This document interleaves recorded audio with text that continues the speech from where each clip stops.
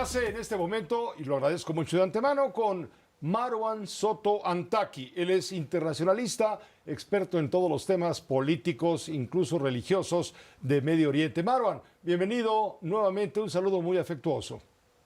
Querido Pepe, muchas gracias. Todavía feliz año. Igualmente, feliz año para ti, se vale todavía decirlo públicamente. Marwan, ¿qué está pasando en Irán? De pronto se empieza a hablar de personas muertas, detenidas, cifras pequeñas al principio, después se va aumentando y hoy nos encontramos con que, según trasciende, habrá cuando menos 2.000 muertos por las protestas aparentemente contra la carestía en Irán. ¿Qué está pasando? A ver, para poner un poco en contexto, tú y yo hemos hablado a lo largo de los últimos años mucho alrededor de Irán, de este régimen teocrático que llega en 1979 tras la Revolución Islámica, que pone en el poder al Ayatollah Khomeini y hoy tiene al Ayatollah Khamenei, son sus únicos dos líderes en estos casi 50 años, y son dos figuras, son las figuras, la del líder supremo, en la que descansan absolutamente todos los poderes reales, incluyendo algo que también hemos platicado mucho, que se llaman las guardias revolucionarias, que es este grupo militar que en términos estrictos controla la tercera parte del país, tanto la economía como la parte militar. Irán tiene una tradición de protestas que ha sido acompañada por una tradición de represión de las protestas. Vimos, para ponerlo un poco en contexto más o menos contemporáneo, 2009, el movimiento verde que antecedió a las primaveras árabes, protestas justamente como estas por situación económica en 2017-2018, luego 2018-19, luego 2022, que quizás sean las que más pueda recordar la gente, a raíz del asesinato de Mahsa Amini, esta mujer que muere en custodia de la policía moral tras ser arrestada por no portar el velo obligatorio dentro de las reglas impuestas por este sistema de gobierno. Lo que ha sucedido en Irán a lo largo de todo este tiempo es que, sin importar las razones, las protestas o el detonador, las protestas empiezan a devenir en protestas por todas las disfuncionalidades o todas las condiciones del régimen, es decir, falta de derechos, falta de libertad individual, falta de prensa, relación con las mujeres, etcétera.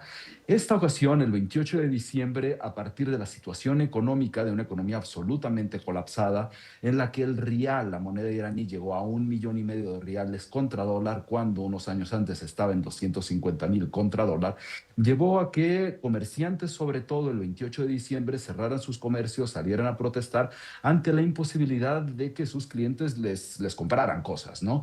Eso de inmediato empezó a dispersarse, primero a Teherán, luego a algunas otras ciudades más grandes, y para el martes, miércoles, jueves de la semana pasada se habían extendido a todo el país. Para principios de la semana pasada todavía no eran las protestas más grandes que había tenido este país, y para el miércoles, jueves ya se habían convertido en las más grandes, a las que le sigue de forma correspondiente la represión también más grande que ha tenido este país. Para ponernos en cuenta nada más en también contexto el tipo de represión a la que nos referimos, no son solamente las cifras de los muertos que, como bien dice, se han empezado a dar a conocer, sino que lo que sí sabemos y lo tenemos con toda la certeza es que solamente en 2025, es decir, el año pasado, el régimen ejecutó a 1.500 personas. 1.500 personas, casi todas que fueron arrestadas por ser opositores, por ser disidentes. Es este el tipo de calidades de las que estamos hablando, ¿no?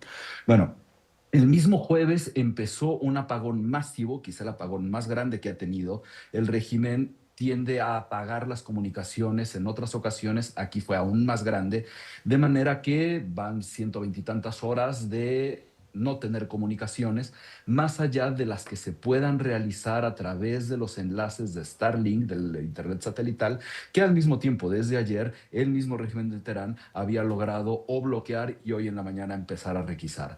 El nivel de violencia sí es aterrador, es eso lo que hacen estos gobiernos, es eso lo que hace este gobierno, que al mismo tiempo empezó a acusar a que había o el Mossad o la CIA o el mismo discurso de siempre, en lugar de lo que todo el mundo conoce, es dar legitimidad a la gente que después de 47 años de vivir bajo esta dictadura, pues hay un punto donde los enojos obviamente empiezan ya a acabarse. Y aquí sí podríamos estar hablando de que quizá los enojos y quizá el nivel de pérdida de miedo ha llegado a un nuevo nivel comparado con otros tipos de protestas.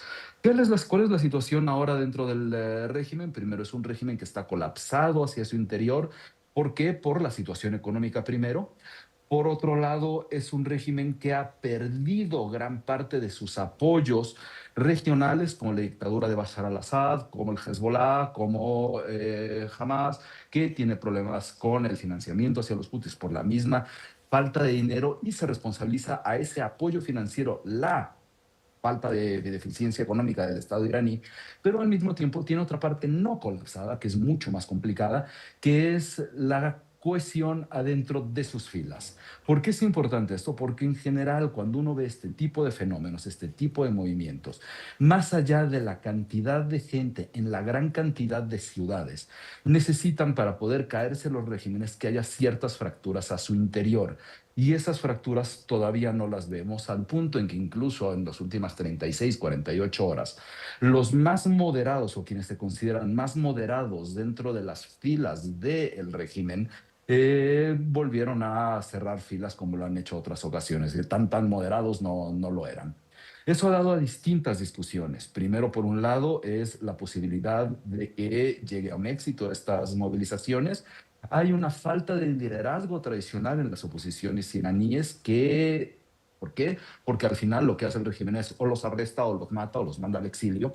Y eso ha hecho que no haya un liderazgo claro con una viabilidad política definida. Sin embargo, a diferencia de otras ocasiones, ha resurgido una figura que también es complicada y con muchísimos claros oscuros y no tampoco representativa de la generalidad de las oposiciones, que es el hijo del antiguo Shah de Irán, a quien depuso la revolución islámica. El hijo se llama Reza Pahlavi. Reza Pahlavi es un líder que ha vivido en el exilio, en las diásporas, y que ha pasado de ser republicano a ahora ser monarquista. Eso ha generado que algunos de los elementos de las facciones opositoras contrarias al régimen también hayan sido en contrarias a otros grupos opositores no monarquistas, lo cual es un caldo de cultivo también muy complicado, y al mismo tiempo ha generado las discusiones de la posibilidad de intervención, en parte porque el mismo Reza Pahlavi, que en algún momento se había opuesto, ha llamado a la oposición, a la intervención, perdón, intervención de Estados Unidos, que el presidente Trump ha dicho en en los últimos días que en caso de que se maten gente por parte del régimen, lo cual ya sucedió, intervendría. Hoy dijo que en caso que los cuelguen, ya no es que los maten, es que ahora los cuelguen, ¿no? Porque eso hacen también, los cuelgan en plaza pública, intervendría. Y eso da a entender que hay un ejercicio de patear el balón a esta intervención. ¿Por qué? No es tan fácil, ¿no? Incluso los no aliados, los contrarios a Irán en la región, como sobre todo Arabia Saudita, Emiratos Árabes y demás, se han opuesto a esta posibilidad de intervención por el caos que generaría. ¿Y esto a dónde quiere llegar? Primero, al no tener un liderazgo opositor consolidado al interior, sin cúpulas, sin jerarquías estructuradas que pudiesen llevar un proyecto de gobierno, haya o no haya ayatolas y guardias revolucionarias, las cosas se complican. Después, también les preocupa la respuesta que pudiera tener el régimen, que es un régimen que al interior tiene el poder consolidado. Todavía lo tienen, no tienen esas fracturas necesarias para poder facilitar ciertas cosas como incluso Venezuela, ¿no? No tenemos un Caracas en Teherán en este momento. Y la otra que es la gran preocupación es que ven que todavía al no tener esta fractura, cualquier intervención podría generar en un territorio lleno de armas, porque sí, las guerras revolucionarias son muy extensas y aparte tienen sus distintos brazos, qué sé yo, en Irak, con el Kataib Hezbollah, en los Houthis y demás, pues en realidad podrían generar una situación aún mucho más precaria hacia la región, hacia el interior. Las situaciones sí se tiene un número de muertos que no se ha podido confirmar, pero ronda las cifras que se han dado. La cifra de 2.000 se da por una fuente anónima al interior del régimen y podría ser incluso muchísimo mayor. Pues te agradecemos mucho, Marwan, esta auténtica cátedra que nos has brindado sobre la situación para valorarla justamente en su proporción adecuada. Muchas gracias, querido Pepe. Gracias a ti. Hasta pronto. Marwan Soto Antaki, internacionalista, experto, consta, experto en temas de Medio Oriente. ¿Para qué interrumpirlo si todo lo que estaba diciendo es para poner atención con toda seriedad y objetividad? Por cierto, después de lo que ha sucedido en Irán y después de que el jefe de la Guardia Revolucionaria ha dicho que en caso de una intervención estadounidense en Irán, las fuerzas revolucionarias pelearían hasta con la última gota de sangre. Después de esto, el presidente Trump esta tarde desde la Casa Blanca fue cuestionado por los periodistas sobre posibles represalias de Irán en caso de que Estados Unidos ataque. Trump afirma que sea mejor que se comporten. Sí, Irán dijo eso la última vez que los hice estallar con capacidad nuclear, que ya no tienen, por cierto, así que será mejor que se comporten.